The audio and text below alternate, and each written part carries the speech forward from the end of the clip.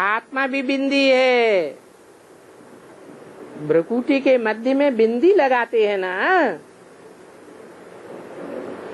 ताकि लोगों को समझ में आए, ये बात बुद्धि में बैठी रहे कि ज्योति बिंदु आत्मा भ्रुकुटी के मध्य में है। शरीर के कोई अंग में गोली मारेंगे, अच्छा हॉस्पिटल और डॉक्टर नजदीक होंगे तो बचा लेगा, परंतु भ्रुकुटी के बीच में गोली मारेंगे तो कोई नहीं बचा सकता। इससे क्या साबित होता है कि आत्मा भ्रुकुटी के बीच में रहती है।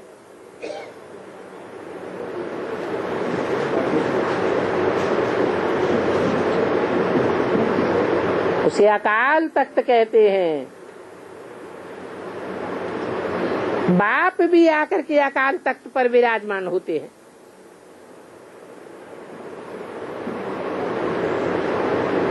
एक तो है लौकिक बाप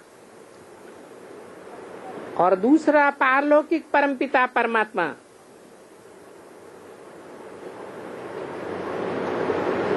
उनका नाम शिव बाबा है। गाया भी जाता है परमात्माय नमः।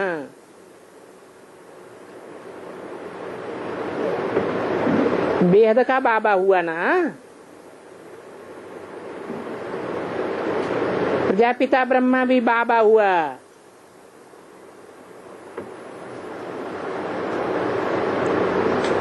लौकिक भी बाप होता है, परंतु ऊंचे से ऊंचे हुआ शिव बाबा।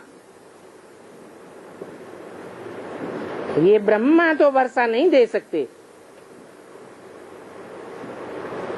ब्रह्मा विष्णु शंकर के ऊपर है परमपिता नमः। उन देवताओं को तो देवता ही नमः कहेंगे। देवताएं तो सब रचना है। रचना से रचना को वर्षा थोड़ा ही मिल सकता। रचयिता परमपिता परमात्मा है बेहद का, और वो आते ही भारत में है। शिव जयंती भी भारत में मनाते हैं। क्यों है? दूसरे देशों में क्यों नहीं मनाते? क्योंकि भगवान भारत में ही आते हैं। मनुष्यों को तो पता ही नहीं है। बाप को सर्वव्यापी थोड़ा ही कहा जा सकता। क्या प्रमाण बताया कि सर्वव्यापी नहीं है? अरे हाँ, भारत में आते हैं। अगर सब देशों में आए होते तो सर्वव्यापी हुए होता, लेकिन सब देशों में तो भगवान आते ही नहीं। वो बाप दुख करता है, सुख करता है, तो कभी तो आया होगा ना। जो गाते हैं दुख हरता सुख करता, आ करके जरूर सुख दिया होगा, दुख हरा होगा। बाप तुमको राजयोग सिखाकर विश्व का मालिक बनाते हैं। ये राजयोग भारत का मशहूर है। सर्वशास्त्र शिरोमणि गीता है, और गीता सभी भाषाओं में है। गीता में ही है भगवान वाच, मैं तुमको राजयोग सिखाता हूँ। अब निराकार परमात्मा राजयोग कैसे सिखावेंगे? और है भी वो ज्ञान का सागर, तो निराकार ज्ञान कैसे सुनावेगा?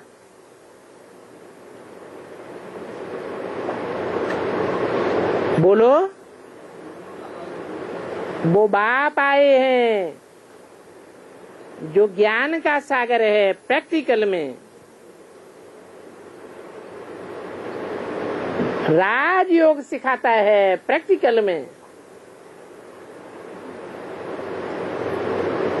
ब्रह्मा द्वारा रचना रचते हैं ब्रह्मा कुमार कुमारियों की। तो अब बताओ रचना कैसे रचे? जरूर एडाप्ट किया है। तुम सब एडाप्टेड बच्चे हो।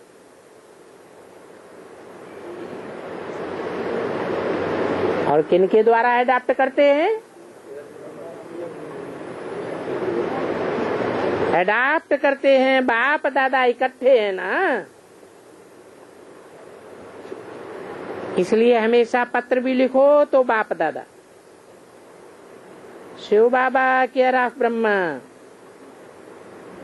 ये बाप दादा अक्षर याद कर लेना चाहिए। वर्षा ब्रह्मा कुमार कुमारियों को मिलता है शिव बाबा से। बाप कहते हैं मैं साधारण तन में प्रवेश करता हूं।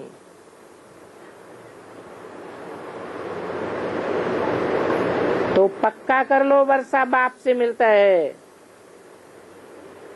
ब्रह्मा से वर्षा। तो ब्रह्मा में और बाप में क्या फर्क बताया है? ब्रह्मा का तन गोरा चिट्ठा लंबा चौड़ा था, वो साधारण तन नहीं कहेंगे। और बाप जिस तन के द्वारा भगवान बाप के रूप में संसार में प्रत्यक्ष होते हैं, वो कोई असाधारण तन नहीं होता है। सन्यासी किसी को बाप कह नहीं सकते हैं, क्योंकि उन्होंने तो लौकिक बाप का ही सन्यास कर दिया। वो लौकिक बाप का भी नाम नहीं सुनावेंगे। सन्यासियों में ये रस्म कहाँ से पड़ी जो लौकिक बाप का नाम भी नहीं लेते? कहाँ से रस्म पड़ी? तुम्हारा संगम युग में जो तथाकथित ब्राह्मण होते हैं वो अपने प्रजापिता का नाम भी नहीं लेते। आश्रम से नाम ही हटाए देते, अपने नाम का उपाधि प्रजापिता हटाए देते। सिर्फ कहते हैं हम ब्रह्मा कुमार हैं, बाप का नाम हटाए देते।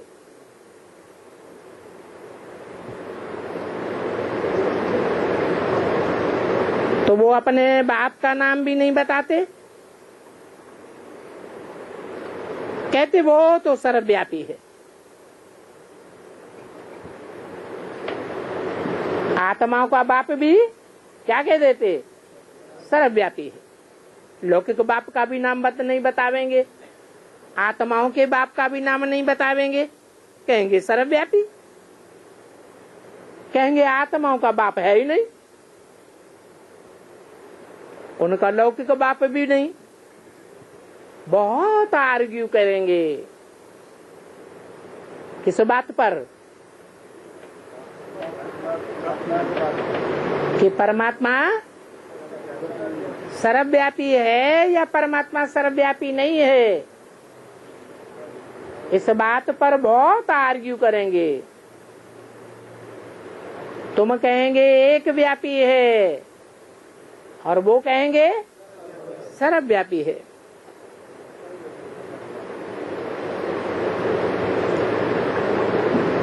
तुम कोई से भी आर्ग्यू मत करो, सीधा बता दो अगर ये बात समझनी है कि परमात्मा सर्वव्यापी नहीं है, एक व्यापी है। और वो एक व्यापी कहाँ है, कैसे है, अगर ये समझना है तो 7 दिन का एडवांस कोर्स करो। हम कोई से भी आर्ग्यू नहीं करते। आपको समझना है तो समझो, नहीं समझना है तो घर बैठो।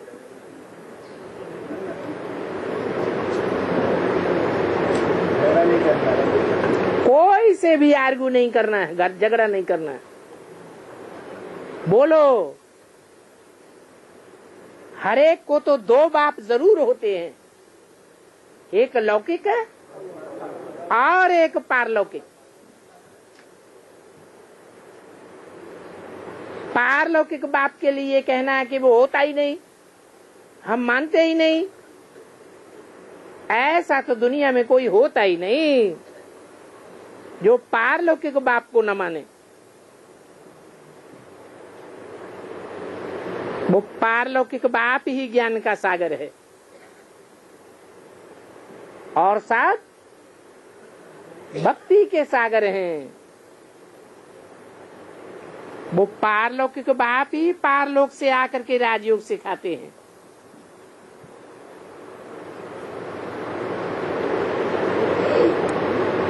कृष्ण को भगवान नहीं कहा जाता।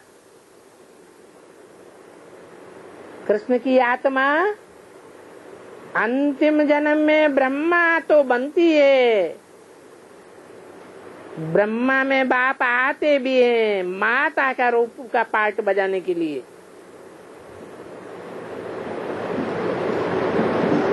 कहा भी जाता है शिव भगवान वाच,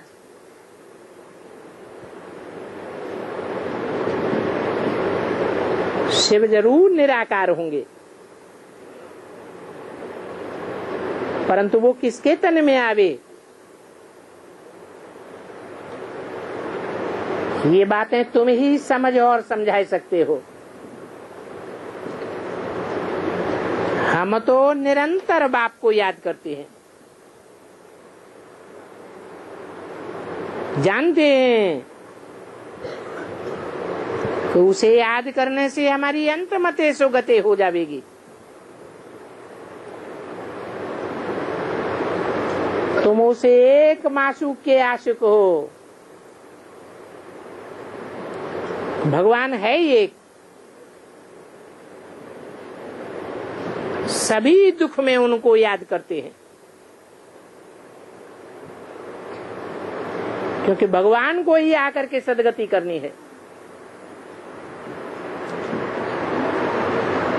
तो कोई पूछे, अच्छा सच्ची सच्ची बताओ, क्या तुमको निरंतर याद रहती है? हैं? नहीं रहती हैं?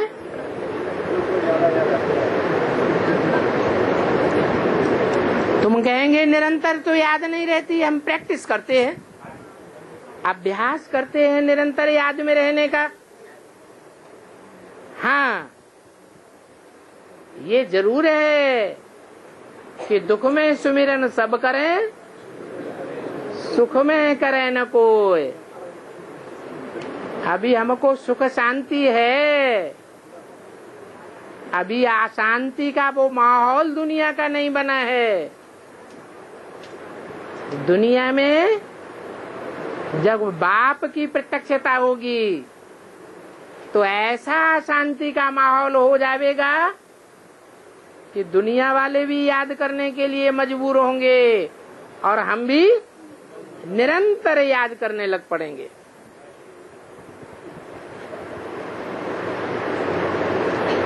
तो निरंतर याद से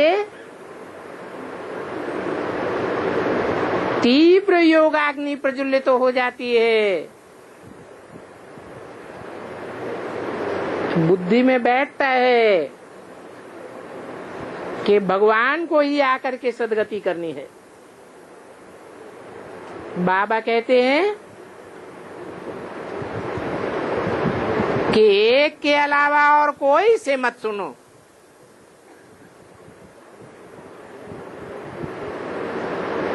क्यों? ऐसा क्यों कहा कि एक के अलावा और कोई से न सुनो?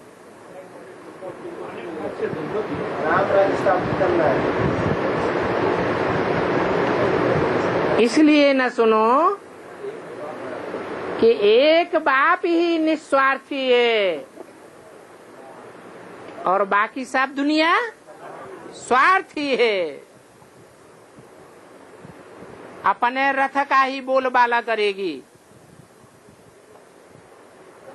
भगवान को तो अपना रथ होता ही नहीं। ऐसे नहीं है कि भगवान जिस मुकर्रर रथ में आते हैं उसका पक्षपात करते हैं, उसको सुख देंगे, समझेंगे ये मेरा रथ है। ऐसा पक्षपाती है क्या? है? नहीं। कैसे पता पड़े? है? है?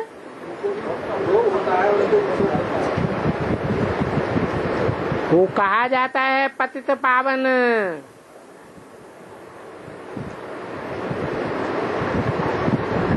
इसके लिए कहते हैं कि एक बाप से ही सुनो, एक बाप को ही देखो। क्या? कानों से एक बाप को ही सुनो, आंखों से एक बाप को ही देखो, और दूसरी इंद्रियों से है? दूसरी इंद्रियों से दूसरों को। ये मिसाल दिया क्या? अव्यक्तवाणी में भी क्या दे बोला है? ऐसा भी समय आवेगा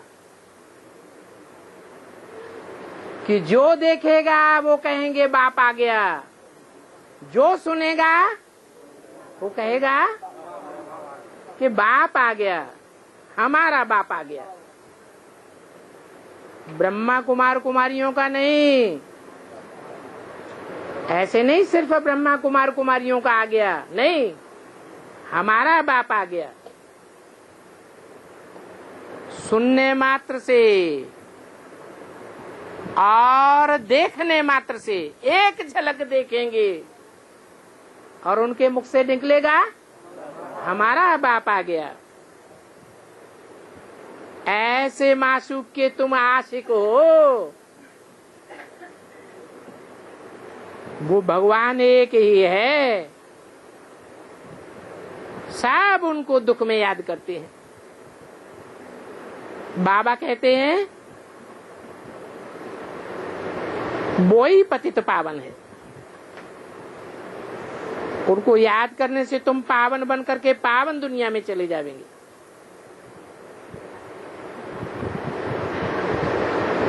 तुम भक्ति करते थे, अब तो नहीं करते हो, क्योंकि शिव भगवान वाच है, सर्व का सदगति दाता मैं ही हूँ। मुझको याद करोगे तो तुम चक्रवर्ती राजा बन जाएंगे।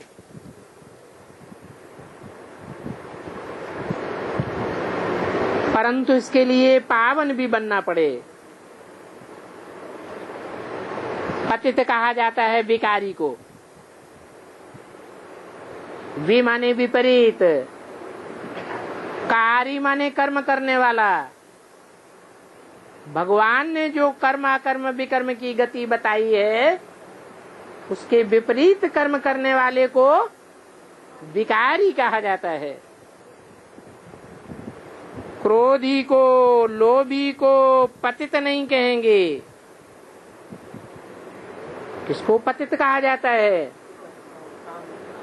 कामी को ही पतित कहा जाता है। क्यों? क्योंकि काम वासना से ही क्षीणता आती है। मन भी क्षीण होता है, बुद्धि भी क्षीण होती है, और शक्ति शरीर की क्षीण हो जाती है, पतन हो जाता है। इसलिए बोला कि कामी को पतित कहा जाता है। ओम शांति।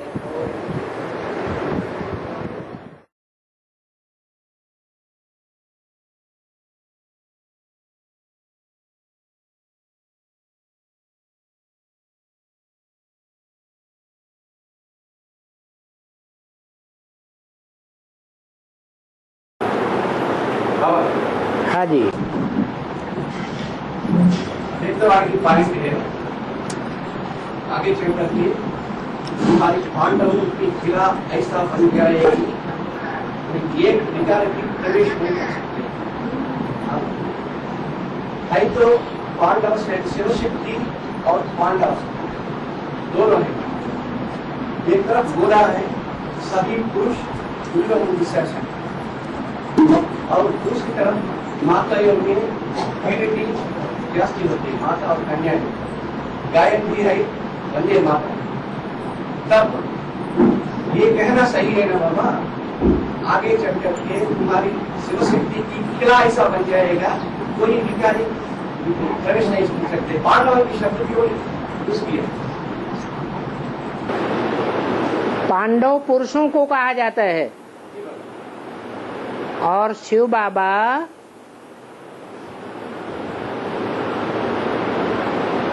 पढ़ाई इस समय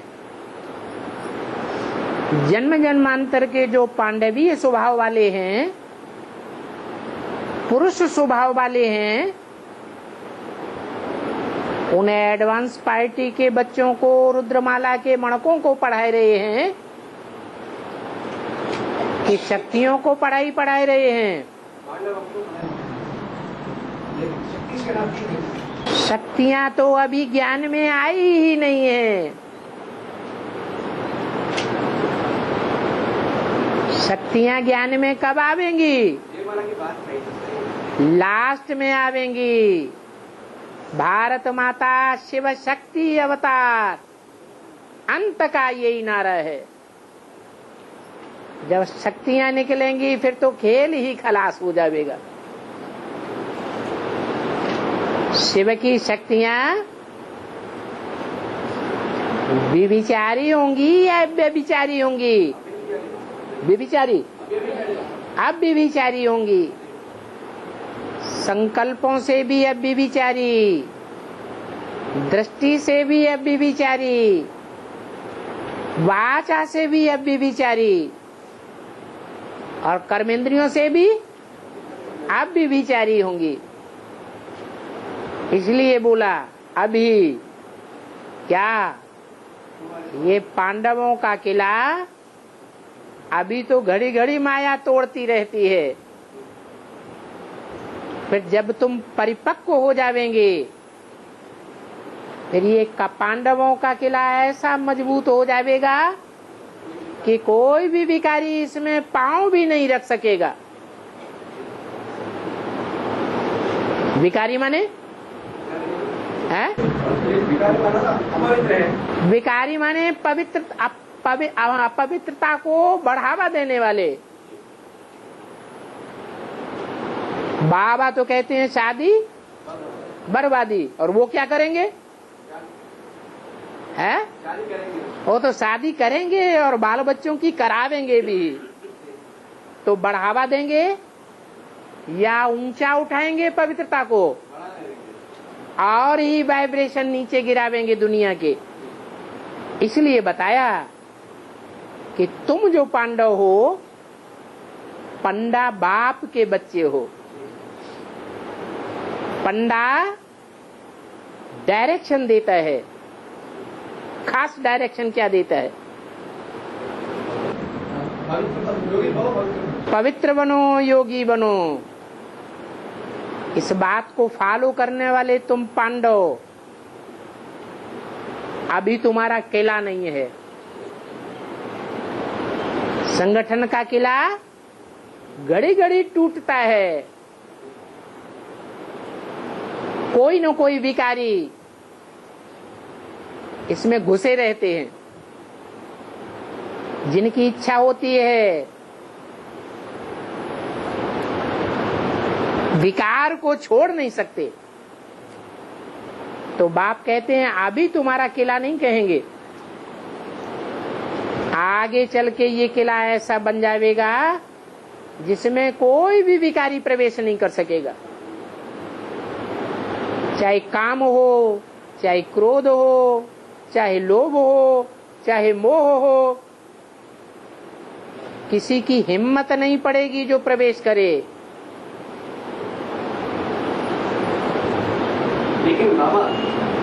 ब्रह्मा का भी रूप दिखाया है त्रिमूर्ति में और शंकर का भी रूप दिखाया है। दोनों ही मूर्तियों में अंतर क्या दिखाया है? एक लवफुल है, एक पापुल है। जो लफुल है वो मोह के कारण है लफुल या निर्विकारी होने के लिए है? मोह के कारण विकारी। हाँ जी। और शंकर की मूर्ति को स्ट्रिक्ट दिखाया गया है। जरूर ईश्वरीय महावाक्यों में कोई दम है। उन महावाक्यों को जितना स्ट्रिक्टली फॉलो करेंगे उतना ही किला जल्दी तैयार हो जाएगा। हाँ जी। और लेकिन बाबा ये पवित्रता की बात ही माना शक्तियों की सहयोग से ही पांडवों को मिलती है। तो क्रेडिट शक्तियों को जाना है, पांडवों को नहीं है। शक्तियां भी कब निकलेंगी? तो निकलेंगी। अंत भी किस बात का सूचक है? जब अति होगा तब अंत का आएगा। किस चीज की अति होगी? अति अपवित्रता का अति होगा। पुरुषार्थ की भी अति होगी कि नहीं होगी? हाँ जी। और बाबा अष्टदेव और नवरत्न, नवरत्न या अष्टरत्न, इसके बारे में तो स्पष्ट आएगा। लेकिन जो नवग्रह है, जो नवग्रह हम जो गीता पढ़ाई उसमें उसका नाम यह दिया है सूर्य, चंद्र और कुछ मंगल और बुध, गुरु माना बृहस्पति, शुक्र, शनि, राहु, केतु, ये सही है नहीं? ग्रह कहा जाता है घर ग्रस्त को। ग्रह अकेले से बनता है या छोटे बड़े सब इकट्ठे होते हैं तब ग्रह बनता है? इकट्ठे होकर बनता है। तो ऐसे ही जो अष्ट देव हैं वो ऊंचे से ऊंची मूर्ति है। जैसे घर में बाप होता है, वो बीज है, मूल बीज। अब बीज है तो उसकी कोई धरणी भी होगी। जो धरणी है वो आधार मूर्त जड़े हैं। तो जैसे माँ हो जाती है और माँ है, बाप है, तो जरूर है बच्चे भी होंगे। दिलवाड़ा मंदिर पूरा यादगार है। 108 कोठरियां बनी हुई हैं। उन कोठरियों में एक तपस्या नहीं कर रहा है। माँ बाप भी बैठे हैं तो बच्चे भी बैठे हैं। उसको कहेंगे ग्रह। तो ऐसे ही है, अष्टदेव अलग हैं,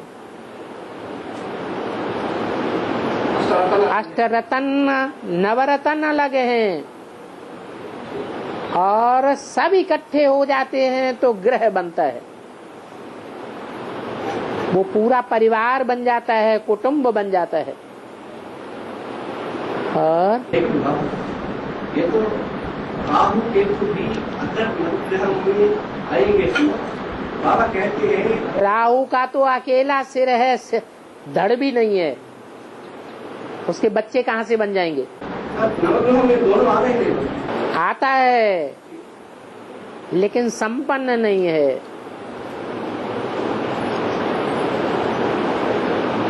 और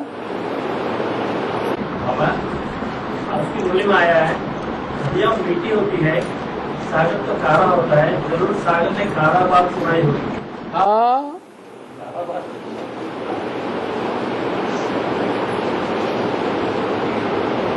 जो सच्चा होता है, नहीं, जो सच्चा होता है वो सबको अच्छा लगता है क्या? है? नहीं लगता है। क्यों? सबको सच्चा, हर समय सच्चा और अच्छा क्यों नहीं लगता? क्योंकि सब झूठे हैं कुछ न कुछ, इसलिए वो सच्चाई पसंद नहीं आती है। सच्चा निस्वार्थी है और झूठे स्वार्थी है। तो सागर का पानी खारा ही होता है और नदियों का पानी मीठा ही होता है। नदियों में कहीं कुछ ना कुछ छोटा बनेगा है? नदियों में, इसका मतलब है नदियों में कुछ ना कुछ छोटी छोटी बनेगा। नहीं, नदियां जब ऊंची स्टेज से आती हैं तो पानी शुद्ध होता है। जब नीचे मैदान में आती है तो पानी में मिक्सचरिटी हो जाती है। ये अंतर पड़ जाता है। सागर में जाते जाते नदी नाला जैसी बन जाती है क्योंकि बहुत मिक्सचरिटी हो जाती है। और बाबा जब तक नदी सागर से कनेक्शन नहीं तब तक प्रभुत्व और नहीं है। मिलने के बाद मिलने के बाद वो नदी भी खारा बन जाएगी। नहीं, नदी जब सागर से मिलती है तो सागर हो गई। उस सागर से बादल जल भरेंगे तो मीठा ही जल भरेंगे और मीठा जल ही बरसावेंगे पहाड़ से टकराकर। पहाड़ कौन है बड़े से बड़ा और बादल कौन है? जो रुद्रमाला के मणके हैं वो नंबरवार बादल हैं। वो ज्ञान सागर से जल भरते हैं और पहाड़ से टकराते हैं। कौन है पहाड़? पार्वती का एक नाम है गिरजा। गिर माने पहाड़ और जा माने जन्म लेने वाली। कौन से पहाड़ से जन्म लेती है? हिमालय पहाड़। ऐसा पहाड़ जिस पर 12 मास बर्फ जमी रहती है। बुद्धि जाम है, उसमें जल्दी ज्ञान का तंत नहीं बैठता है कि गीता का भगवान कृष्ण नहीं है, गीता का भगवान शिव शंकर भोलेनाथ है।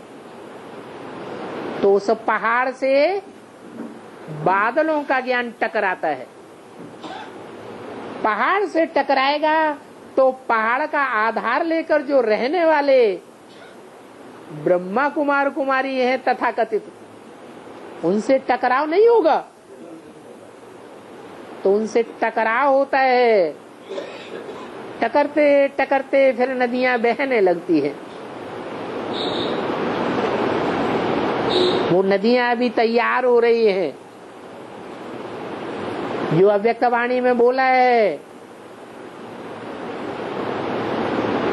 कि असली ज्ञान की सेवा अब अफ्रीका ने शुरू की है। माने अभी तक बीके वालों में नकली ज्ञान सुनाया जाता रहा और बाबा उड़ीसा में जगन्नाथ मंदिर बनाया, अंदर जगन्नाथ और बलभद्र सुभद्रा मूर्ति बनाई। सुभद्रा मूर्ति बेहद में घातक है। सु माने क्या है? सु माने सुंदर और भद्र माने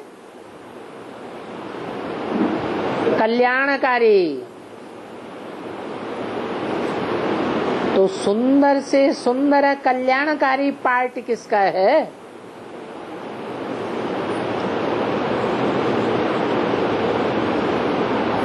जो कृष्ण की बहन के रूप में दिखाया गया है।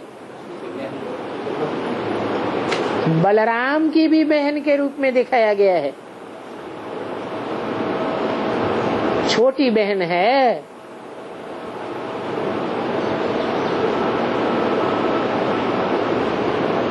तुम बच्चे ब्रह्मा कुमार कुमारी कहलाते हो, तो बताओ अव्वल नंबर का ब्रह्मा कुमार और अव्वल नंबर की ब्रह्मा कुमारी कौन हुई? रुद्रमाला में ही होंगे या चंद्रवंशियों से आई हुई विजयमाला में होंगे? अव्वल नंबर ब्रह्मा कुमार, अव्वल नंबर ब्राह्मण और अव्वल नंबर ब्राह्मणी ब्रह्मा कुमारी आपस में क्या हो गए? भाई बहन हो गए। तो कौन है? अव्वल नंबर ब्रह्मा कुमार जिन्हें कहा गया वो बाप दादा का पार्ट है। एक ही शरीर में दो आत्माओं का पार्ट है या एक ही आत्मा का पार्ट है? कौन कौन दो आत्माएं? राम और कृष्ण, बलराम और कृष्ण। फिर बहन कौन है? दूसरे नंबर में कोई बहन है या नहीं है? कौन है? जो सुंदर पार्ट भी है और भद्र भी है, कल्याणकारी भी है।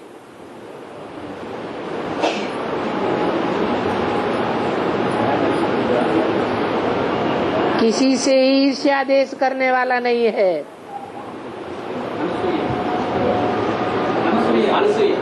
अरे रुद्रमाला में दो मणके हैं ना, ऊंचे ते ऊंचे। वो अष्ट देवों में ही होंगे कि बाहर से होंगे?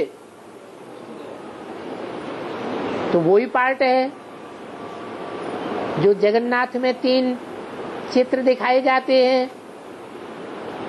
एक कृष्ण का चित्र, एक बलराम का चित्र और तीसरा सुभद्रा का चित्र। और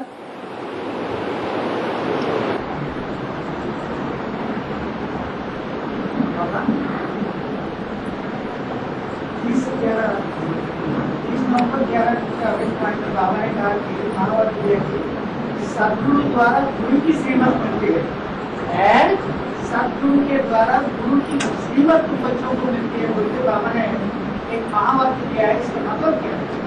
सदगुरु द्वारा गुरु की श्रीमत। तुमको जो मूल श्रीमत मिली है वो कहाँ से मिली?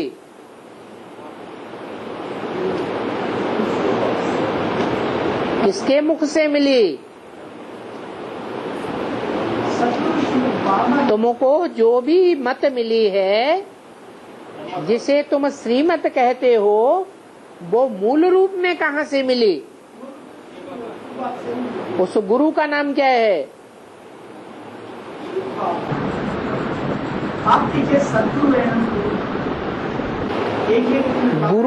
गुरु साकार होता है या निराकार होता है? तो कौन वो साकार गुरु है जिससे पहले पहले तुमको मत मिली? दादा लेखराज ब्रह्मा वो सदगुरु है कि गुरु है? तो गुरु से तुमको मिली। और किसको मिली?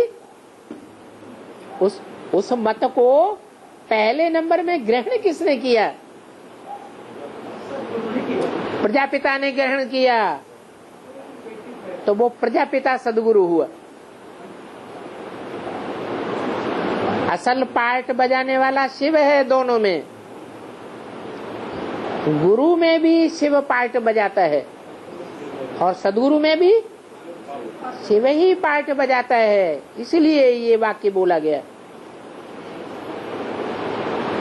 ब्रह्मा गुरु है, गुरु का पार्ट है, गुरुओं में सबसे बड़ा गुरु है, लेकिन सदगुरु नहीं है।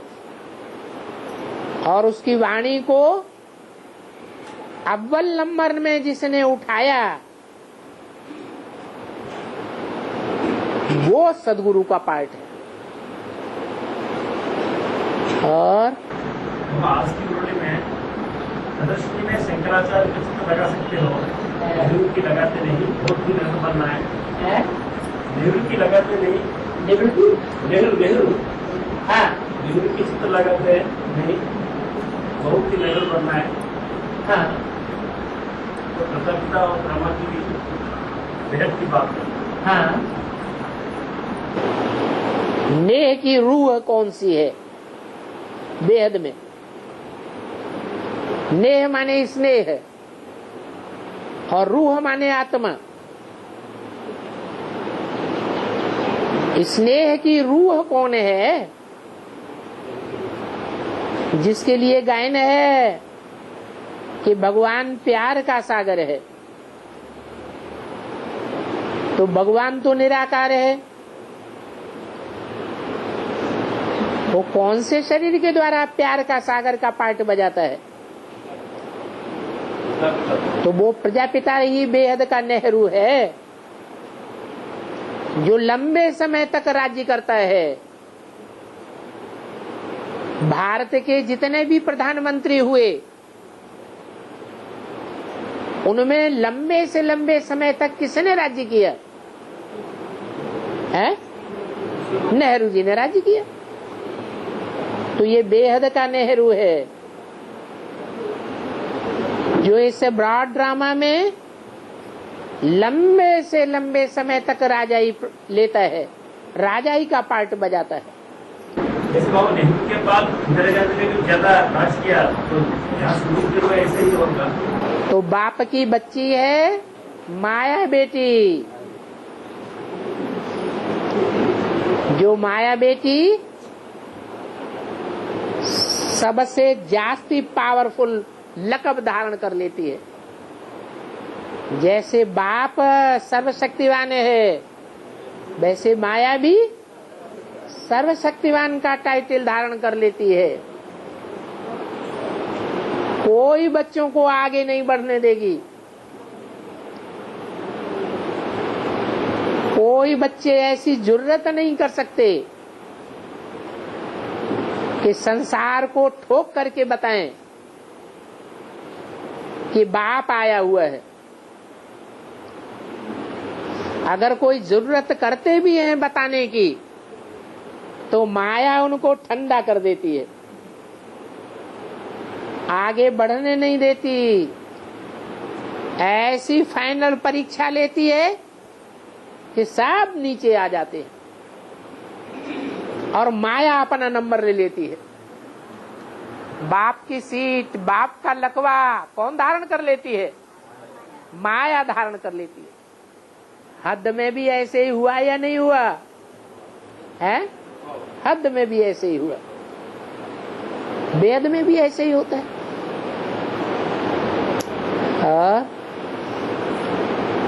बाबा, विष्णु की आदि में 3 मूर्ति के साथ सेवा पाती है, उस समय एक कन्या भी होती है। 3 मूर्तियों में आदि में बाप आते नहीं है। कोई मुरली में ऐसा नहीं आया। जब बाप आते हैं तो 3 मूर्तियों के साथ आते हैं। साथ आने का मतलब ये नहीं हुआ कि तीनों मूर्तियों में आते हैं। इसलिए बोला है कि तीनों मूर्तियों में एक बाप है, दूसरी मूर्ति को ताऊ बोला है, और तीसरी मूर्ति को चाचा बोला है। तो बड़ा कौन हुआ? ताऊ बड़ा हुआ। जो बड़ा हुआ उसी को लकब मिला हुआ है देवदेव महादेव महेश्वर।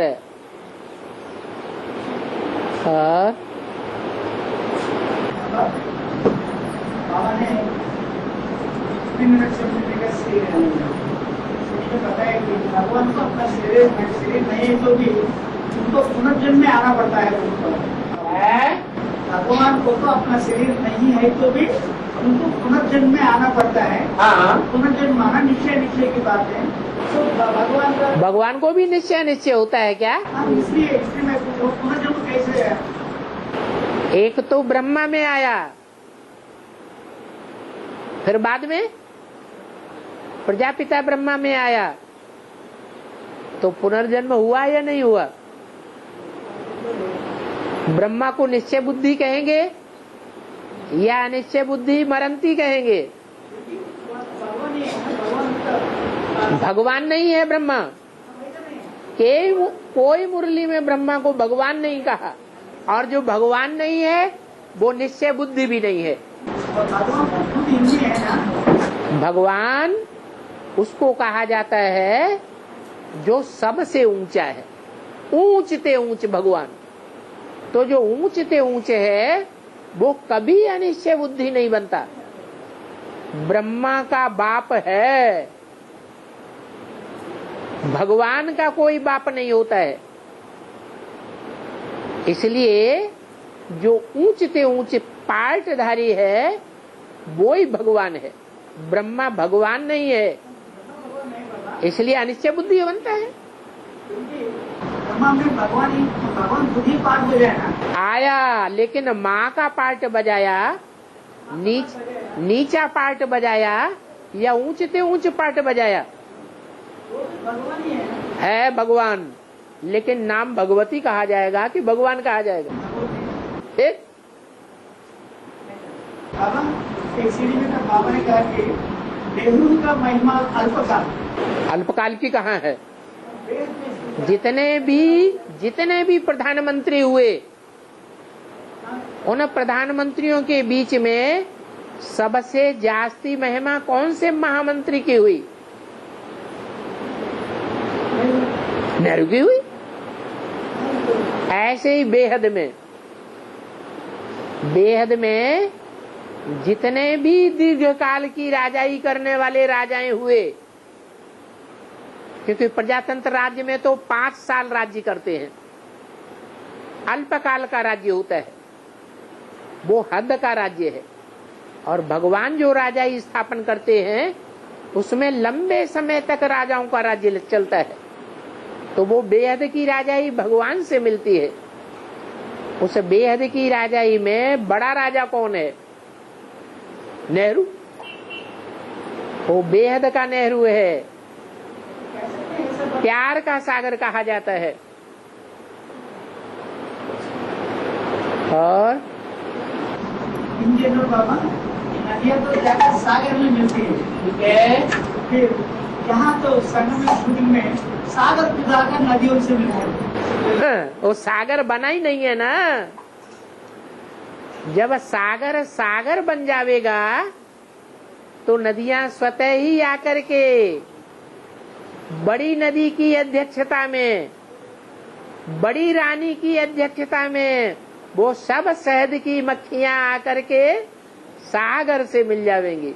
सबका सब बात तो सागर ही बोल के हम समझते हैं। सागर तब कहेंगे जब नदियां एकदम मिलने वाली स्टेज में हो। अभी तो मिलने की स्टेज में है ही नहीं।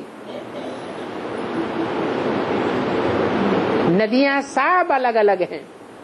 मिलने के स्टेज में नहीं है। हाँ जी, पहले इलाहाबाद में संगम हो नदियों का। जब संगम होता है तब बाद में सागर मेला होता है। और मुरली ही हमारा शास्त्र है? मुरली हमारा शास्त्र है ना। तो आज मुरली में आया शास्त्र आदि इसके ही नहीं सुनो, मेरे ही सुनो। तो आगे चलकर शास्त्र खत्म हो जाएंगे, वापस सुनो।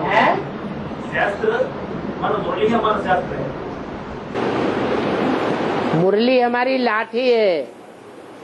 हाँ, तो आज की मुरली में बाबा ने कहा शास्त्र आदि की बात मत सुनो, मेरी ही सुनो। शास्त्रों की बात मत सुनो, वो शास्त्र हद के हैं। रावण संप्रदाय के हाथ वाले शास्त्र हैं। रावण के हाथों में शास्त्र दिखाए जाते हैं। वो शास्त्र एक बुद्ध रूपी हाथ के शास्त्र हैं या अनेकों बुद्ध रूपी शास्त्रों से अनेकों बुद्ध रूपी मनुष्यों ने बनाए हैं? अनेकों ने बनाए हैं। और यहाँ तो एक ही है शासन करने वाला, ऊंच से ऊंच शासक, जिसे कहा जाता है ईश्वर। ईश माने शासन करने वाला, वर माने श्रेष्ठ। यहाँ अनेक बनाने वाले नहीं हैं संविधान, यहाँ संविधान बनाने वाला एक शिव बाबा है। तो अंतर नहीं है, अंतर है। और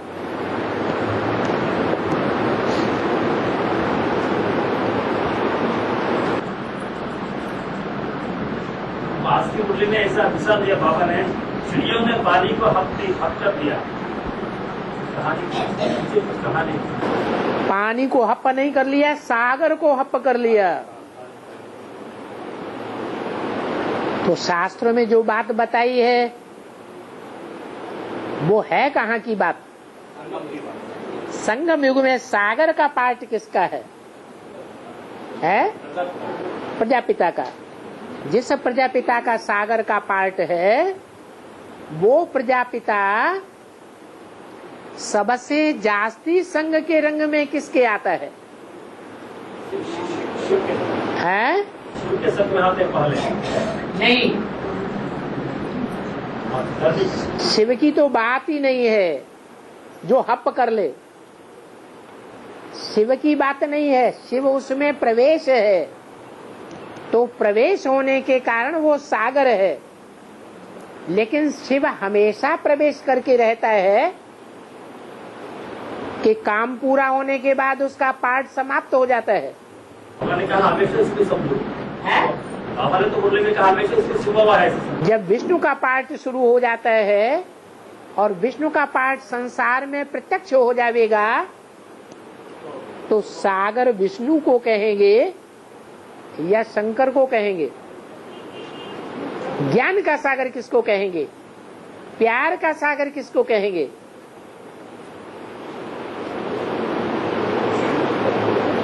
विष्णु को कहेंगे या महेश्वर को कहेंगे? महेश्वर को ही कहा जाएगा। परंतु महेश्वर में और भगवान में अंतर है।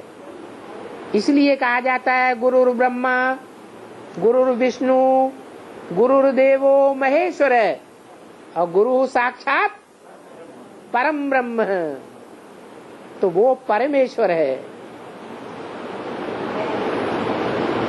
जो परमेश्वर है उसको सारी दुनिया झुकती है। ब्रह्मा विष्णु शंकर को कोई वास्तव में झुकने वाला नहीं है। भगवान वो नहीं है। भगवान तो वो ही है जो अक्षर है, अविनाशी है। वो जब तक प्रवेश है तब तक वो क्षरित नहीं होता है, उसकी क्वालिटी कम नहीं होगी। जब उसका काम पूरा हो जाता है तो शंकर की मूर्ति संपन्न बन गई, विष्णु के द्वारा कार्य शुरू करता है। तो जो भी आत्माएं हैं उनको एक बार परमपिता परमात्मा ऊंची स्टेज में चढ़ा देता है। बाद में फिर क्या होता है? वो आत्माएं ऊंची स्टेज से नीची स्टेज में आती जाती हैं या नहीं आती हैं? तो अभी शूटिंग हो रही है। हर आत्मा शूटिंग पीरियड से गुजर रही है। हर एक आत्मा को अपनी ऊंचे से ऊंची स्टेज को, कुर्सी को पकड़ना है। ये कुर्सी की दौड़ हो रही है। 500 करोड़ कुर्सियां हैं, सब अपनी अपनी स्टेज पर सेट हो जाएंगे। फिर इस प्राकृतिक रंगमंच पर आवेंगे तो ऊंचे से नीचे जावेंगे या भगवान की तरह अक्षर रहेंगे? हैं? ऊंचे से नीचे जावेंगे और नीचे जाते जाते जाते जाते जिसे महेश्वर कहा गया है, वो संग के रंग में आते आते सबसे जास्ती नीचे गिरेगा कि नहीं गिरेगा? जब गिरेगा उसी स्टेज का नाम कह दिया है चिड़ियों ने सागर को हप कर लिया। और क्रौंच पक्षी का और अगस्त्य का जो है हाँ जी, शूटिंग में वो क्या है? जो गृहस्थी है वो ही क्रौंच पक्षी है। नाम दिया है गिरी हस्ती। कैसी हस्ती? गिरी हुई हस्ती। उनमें ताकत नहीं है सागर को सुखाने की, लेकिन क्रोध है, मोह है। जिस मोह के कारण, क्रोध में आने के कारण वो संकल्प लेकर के बैठे हैं कि हम इस सागर को आज नहीं तो कल सुखा देंगे। उनके क्रोध पर, उनके मोह पर अगस्त ऋषि को दया आ जाती है। क्या? जब दया आ जाती है तो वो तो समर्थवान है, वो उनका काम पूरा कर देते।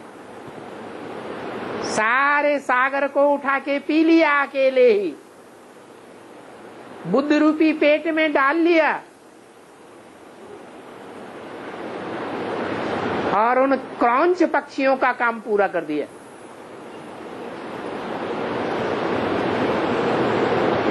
और तपस्या में सागरों के उद्धार के लिए भगीरथ ने तपस्या करके गंगा को लाया। बीच में अगस्त ने ऐसे पी लिया और धाम से छोड़ा। गंगा की बात करते हो, फिर सागर की बात करते हो। ये कहाँ की कहाँ मिक्स कर दिया। गंगा नदी है और सागर तो नदी के निकलने का उद्गम स्थान है। हाँ, स्कंद कौन है बाबा? है स्कंद।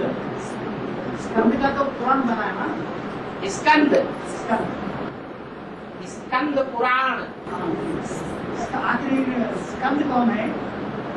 उसमें लिखा हुआ कि शिव अपने दोनों रूपों से, शिव और ईश्वर का रूपों में से स्कंद के पास जाकर के ज्ञान को सीखा। शिव खुद अपने दोनों रूपों से, शिव और ईश्वर के रूपों से स्कंद के पास जाकर के स्कंद से ज्ञान लिया और स्कंद को ऐसा शास्त्र में लिखा। बाबा, इसका मतलब क्या है? स्कंद तो षण्मुख का नाम है, कार्तिकेय का नाम है। स्कंद उनका बच्चा है, शिव का। हाँ जी, शिव ने कि हमारा बच्चा बनो, ऐसा लिखा हुआ उधर। तो आखिर स्कंद कौन है? शिव को कुछ ज्ञान देने वाला हो सकता है क्या? शास्त्रों की हर एक बात को उठाना है और उनको समझने की चेष्टा करनी है, या भगवान ने जो हमको ज्ञान दिया है शास्त्रों में से सार उठा करके और भूसे को छोड़ दिया है, तो हमें भूसे को उठा करके उसका अर्थ निकालना है, या मुरली में जो पॉइंट आए हैं, अव्यक्त वाणी में जो पॉइंट आए हैं, या मुरली की व्याख्या में जो बातें आई हैं, उन पर मनन चिंतन मंथन करना है। तो टीवी में तो भूसा भरा पड़ा है। टीवी में जो सीरियल आ रहे हैं वो शास्त्रों का सार आता है या भूसा आता है? भूसा आता है। उसका मनन चिंतन मंथन नहीं करना है।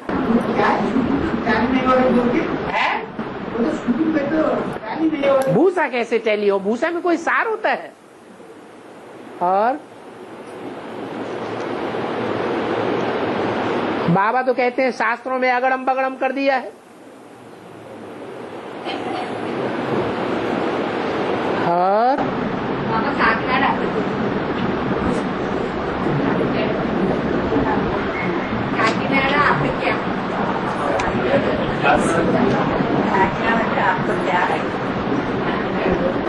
पेटीकोट में नाड़ा होता है? बोलो हाँ, अरे बोलो। हाँ होता है। तो कोई काकी होती है, काकी बड़ी उम्र की होती है या कन्या होती है? हैं? बड़ी उम्र की जो होती है उसको काकी कहा जाता है। काकी की कमर और पेट चौड़ा होता है या छोटा होता है? हैं? चौड़ा होता है। अरे मुंह पे कपड़ा क्यों रखा है? सही बात तो सुनो, पूछना है तो सुनो भी। तो जब पेट बड़ा हो जाता है, कमर चौड़ी हो जाती है, तो नाम रखा जाता है काकी। और पेट को ढांकने के लिए, आच्छादित करने के लिए पेटीकोट पहनती है। तो पेट बड़ा है तो नाड़ा भी बड़ा होगा कि छोटा होगा? हैं? बड़ा नाड़ा होता है। ये बुद्ध रूपी पेट है। क्या? ये बुद्ध रूपी पेट है। बुद्ध रूपी पेट काकी का मोह में फंस जाता है। ज्यादा बच्चे पैदा हो जाते हैं ना, ज्यादा बच्चे पैदा होते हैं तो माता का पेट और कमर चौड़ी हो जाती है। उसको बांधने के लिए नाड़ा उपयोग किया जाता है। क्या? नाड़ा। नाड़ा का मतलब पेटी है। वो पेटी उस पेट को नियंत्रित करती है कि ज्यादा न बढ़ जाए। बाबा बुढ़ियों को क्या कहते हैं? अच्छा, तुम्हारी बुद्धि में ज्यादा ज्ञान नहीं बैठता है तो क्या करो? बाबा बाबा करते रहो। तुम कुछ नहीं कर सकती हो, ज्ञान नहीं सुनाई सकती हो, ज्ञान सुन करके धारण भी नहीं कर सकती हो, तो सिर्फ बाबा को याद करो।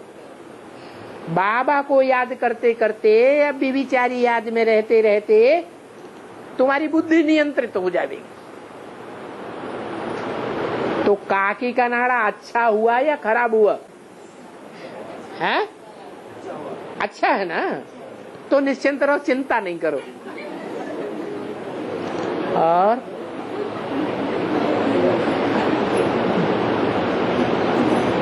बोलो, और 2 मिनट हैं।